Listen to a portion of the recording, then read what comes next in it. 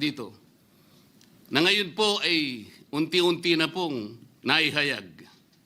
Sino bang natatakot kay Martin Romualdez? Marami po siguro dito sa kapulungan ito. Pero hindi ako natatakot kay Martin Romualdez. Ako po ay tumatayo ngayon para sa isang usaping pampersonal at pangkalahatang pribilehyo. Ginoong Pangulo, ang gulo-gulo na po natin. Ito pong huling pagdinig sa Blue Ribbon Committee na kung saan ay lumabas po ang isang testigo na nagngangalang Master Sergeant Orly Gutesa. Ako po ay nabansagan na kulang po sa kortesiya. Para sa akin po ay hindi po tama na nagpapasaringan po tayo ng ganun. Iisa po ang ating layunin. Hindi po tayo magkakalaban sa layunin na matuntun po natin ang pinaka-problema kung bakit nasadlag po ang ating bansa sa ganitong kalagayan. Hindi ko naman po kasalanan ako po'y hanapin ni Sergeant Gutesa. Hindi ko po siya kilala eh. Hindi ko po kasalanan kung ako po ang hinanap niya at hindi iba. Nung pong makita ko po yung kanyang salaysay, ang sabi ko lamang po sa kanya ay, kung malakas ang loob mo talaga at naniniwala kang dapat mong gawin ito para sa iyong bansa, dalawa lang ang pwede mong gawin para sa akin. Ipanotaryo mo yan, at kung malakas ang loob mo, bukas ng umaga bago mag-alas 9, kailangan nandun ka na sa Senado. Alam po yung notaryo, para sa akin lang po yun eh. Gusto ko lamang siyang testingin kung talagang totoo nga ang kanyang mga gustong banggitin. Ang pinakamahalaga po ay haharap siya, tatayo, at susumpa sa kalagitnaan ng pagdinig. At doon ay pakikinggan natin. At doon ay sama-sama natin siyang i-interpolate. Tatanungin. Nakita naman po ninyo kung paano niya sinasagot ang bawat tanong. Walang pag-aalinlangan.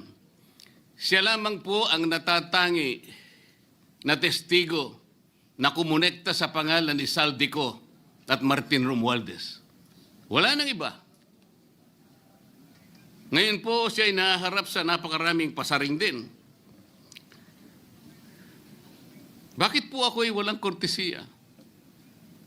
Hindi po ba ako ay humingi ng panahon sapagkat hindi ko naman po alam kung talagang darating siya nung araw na yon, kaya hindi na po ako nagsabi. Gusto ko talagang paniwala ang darating siya. Dumating nga po siya, kaya ako siya inilabas. Pero kung pag-uusapan po ay kortesiya, balikan po natin ang mga nangyari. Nung ako po ay chairman pa ng Blue Ribbon Committee, nagkaroon po ng pagdinig. Unang pagdinig ay August 19, 2025. Isang araw bago po nagkaroon ng pagdinig ang Blue Ribbon Committee, ang ating pong kasama, si Senator Lacson, ay nagkaroon po ng posting. Sa Twitter po yata ito, hindi po ako sanay dito eh. Babasahin ko po, August 20, 2025. The Senate Blue Ribbon Committee hearing yesterday is akin to the cart going ahead of the horse.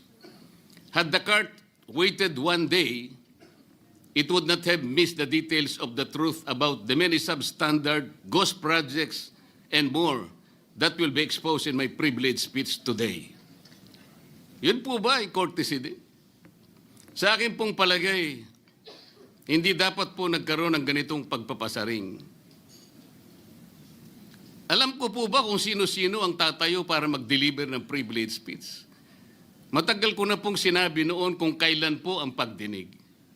Wala po akong itinago.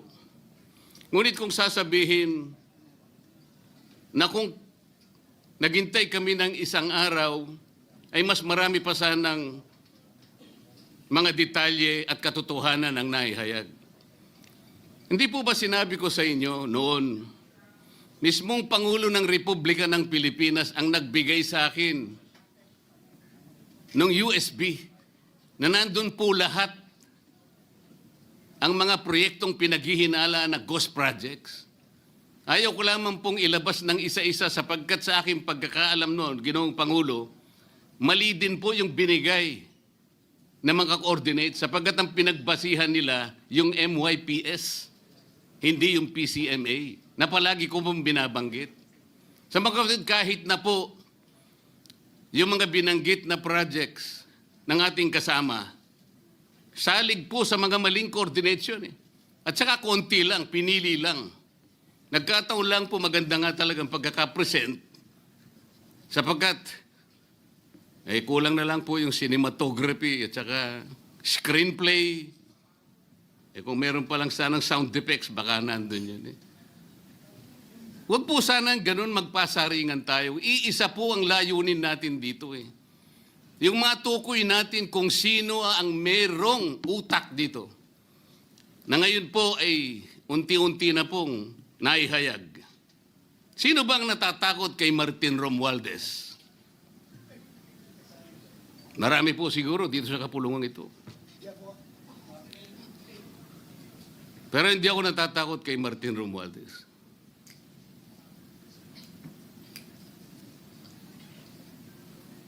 Ngayon po, kino-question po yung notarization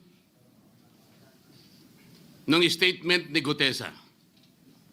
Dahil yung babae po, yung abogadong babae, nag-notarize, tinalikuran po niya ang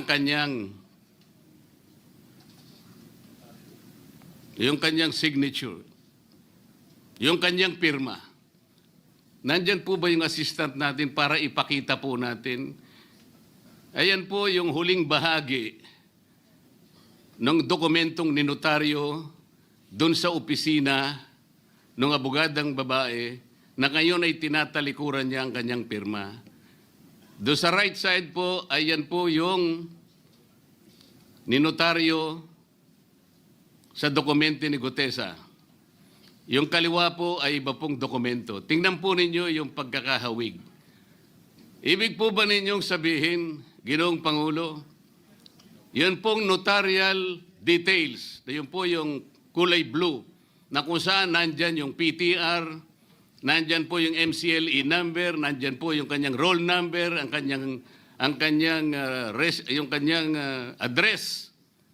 Nakuha po ba ni Gutesa mula sa opisina ng abogada at in-stamp niya? Pagkatapos po yung detalye na nasa bandang kaliwa na kung saan makikita nyo document number, page number, book number, series of 2025. Makukuha po ba ni Gutesa mula sa libro, mula sa notarial register ng abogado? Paano niya makukuha? Tingnan po ninyo yung kabila, ganun din.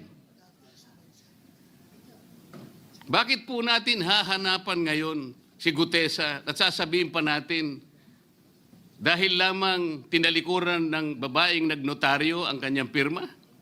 Pangkaraniwan na po kasi, Ginoong Pangulo, kahit pumunta kayo sa maraming lugar na kung saan nagnunotaryo, hindi nyo po makikita roon ang abogado. Iaabot nyo lang sa kanyang papel ninyo, pagkatapos isosoli niya sa iyo, pagkatapos nyo magbayad. Itatanong po ba ni Ginoong Gutesa, bago siya umalis, tatanungin po ba niya doon sa babaeng kausap niya kung sino man yun, Madam, kayo po bang may pirma nito? Wala pong ganun eh. Ngayon, kung tatalikuran po ng abogado na yon ang kanyang pirma, ako na po mismo ang magdidirect ng prosecution sa kanya para ma-disbar siya. Sapagkat ginagamit po niya yung opisina na yon. Pakita po ba natin, pwede po nating ipakita yung opisina, yung kanya, ayan po yung kanyang lugar. Ang opisina po niya ay sa Ermita, ngunit yan po ay ginagamit niyang address. Ayan po makikita ninyo. Notary Public 24/7. Ibig nyo sabihin, nandyan at hindi na natutulog yung abogado na yan. Sigurado meron isang tao dyan na pumipirma. At ginagaya na lamang ng kanyang staff o secretary yung pirma niya. Ganyan po palagi, kalakaran. Kalakaran ngunit hindi tama.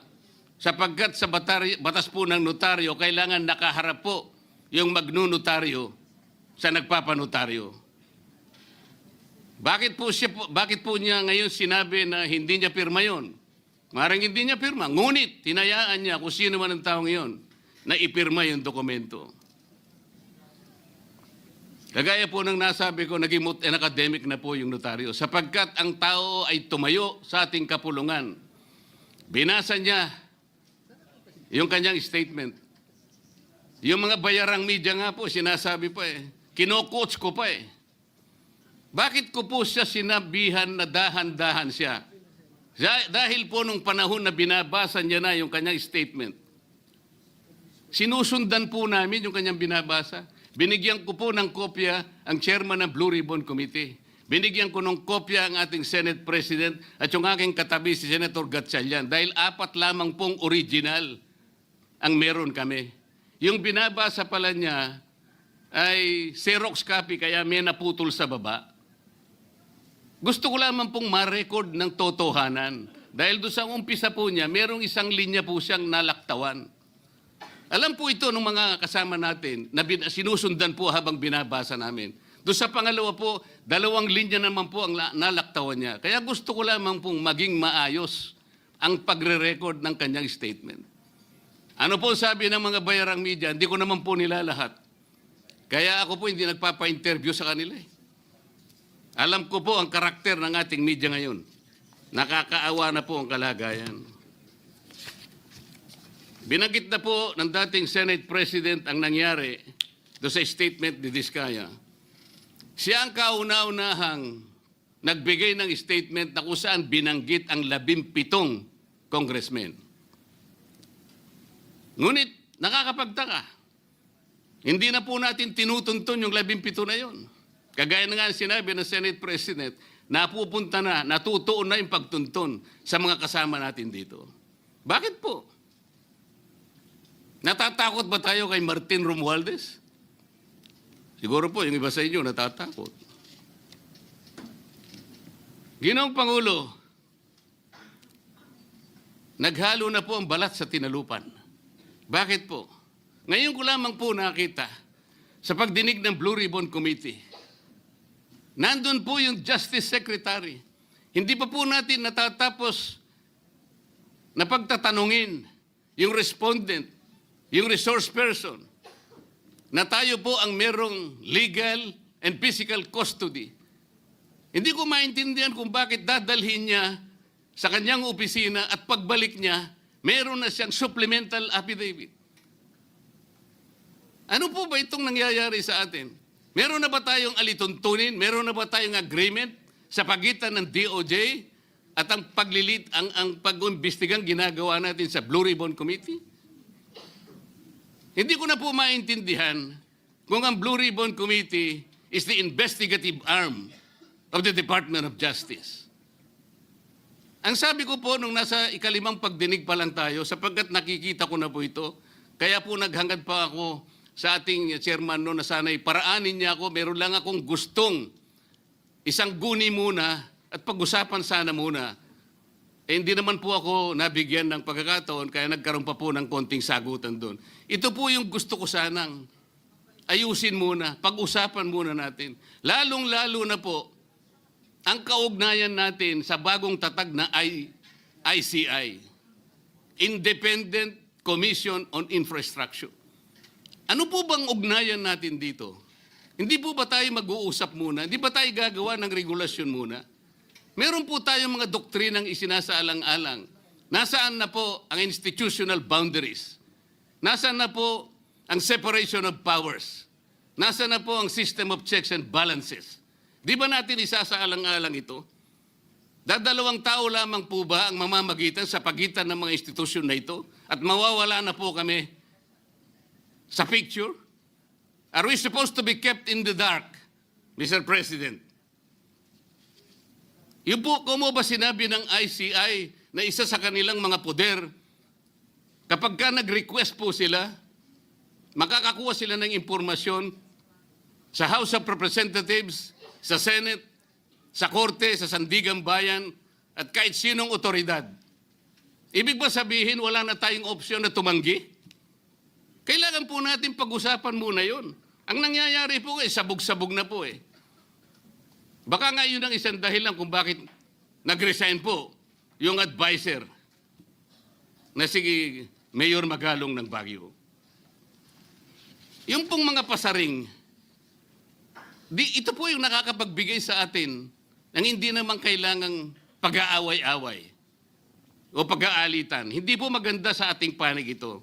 Tingnan lamang po natin yung interview sa DCMM ng ating kasamahan, chairman ng Blue Ribbon Committee, ng mga host ay si Victoria Tulad at si Christian Yosores noong September 28, 2025. Ang tanong po nila, ilang hearings pa ang nakikita ninyong gagawin ninyo? Ang sagot po ng ating kasama, Senator Lacson, yun ang hindi ko pa masabi. Dahil kung may bagong lumalabas na mga testigo at masustansya yung sasabihin, meron pang mga kakulangan na dapat na mapunuan, magtawag tayo ng pagdinig. Tama naman po yun. Pero ito pong pangalawang saknong, ang sabi po, pero kung paulit-ulit lang at masa-sidetrack o kaya palihis yung direksyon ng inquiry, yun ang i-assess namin kasi medyo lumihis na.